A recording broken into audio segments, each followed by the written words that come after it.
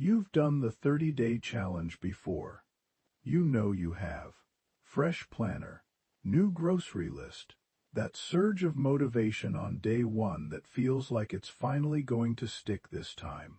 And then day 9 happens. You miss a workout. You eat the thing you swore off, and that quiet voice shows up, the one that says you don't have what it takes. Here's the thing nobody tells you. That voice is lying to you, because what actually killed your last 30-day challenge wasn't laziness. It wasn't a lack of willpower. It was biology working exactly as designed, against a plan your body never agreed to. I know, that sounds strange. Stay with me, because this changes everything. Your body doesn't experience 30 days. It doesn't know what a calendar is. It experiences signals, hormonal, cellular, chemical. And when those signals spike too fast, your body does something ancient and protective. It resists, not because it wants you to fail, because sudden change looks like danger. Here's the part nobody talks about. Inside every cell in your body, there's a process called autophagy, your body's internal cleanup crew. Think of it like a construction site. Before you build anything new, someone has to clear the debris, haul away the broken material, reset the site to zero.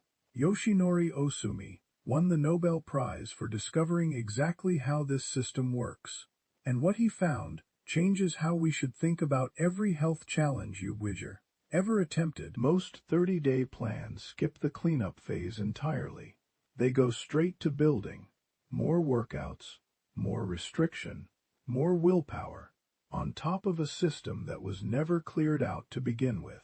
That's the blind spot. Not because you lack discipline, because you were building on top of debris. And there's a second player in this story. A hormone called cortisol, your stress signal. Most people think of cortisol as just stress. It's not that simple. The surprising part is this. The moment you launch into an aggressive new plan, cortisol spikes, and elevated cortisol doesn't just make you feel wired and tired. It actively works against fat metabolism, against sleep quality, against the exact results you're chasing. Your body was responding exactly as it was designed to. This was never your fault. But here's what they didn't expect when researchers started studying this pattern more closely. The people who succeeded, the ones who actually kept the results past day 30, weren't doing more. They were doing less. In a specific order, at specific times. There's a sequence, a biological order of operations that most challenges completely ignore. And once you see it, you can't unsee it. Because the mistake isn't what you're eating. It isn't even how hard you're training. It's the order everything happens in. And there's one habit, hiding in plain sight in almost every morning routine, quietly working against every single thing you're trying to build. Here's what it is. Checking your phone within the first 10 minutes of waking up. I know, it sounds too small to matter, but here's the mechanism nobody explains. The moment you wake up, your cortisol is naturally at its highest point of the day. That's normal. That's supposed to happen. It's called the cortisol awakening response, and it's meant to get you alert and moving. The problem is what you do next. Checking notifications, messages, news, all of it, triggers a second cortisol spike right on top of the first one. 2 spikes stacked together. Your nervous system reads that as an emergency before your feet even hit the floor. And that early stress signal cascades. It disrupts insulin sensitivity later in the day. It makes cravings louder by afternoon. It sabotages the very willpower you're going to need by day 9.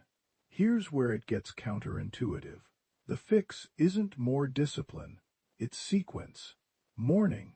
The first 60 minutes matter more than anything else in your day. No phone.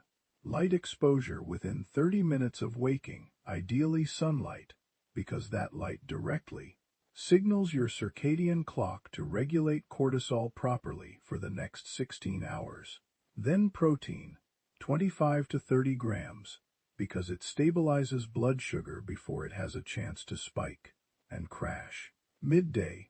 This is your building window, once cleanup and stabilization are already handled. Movement.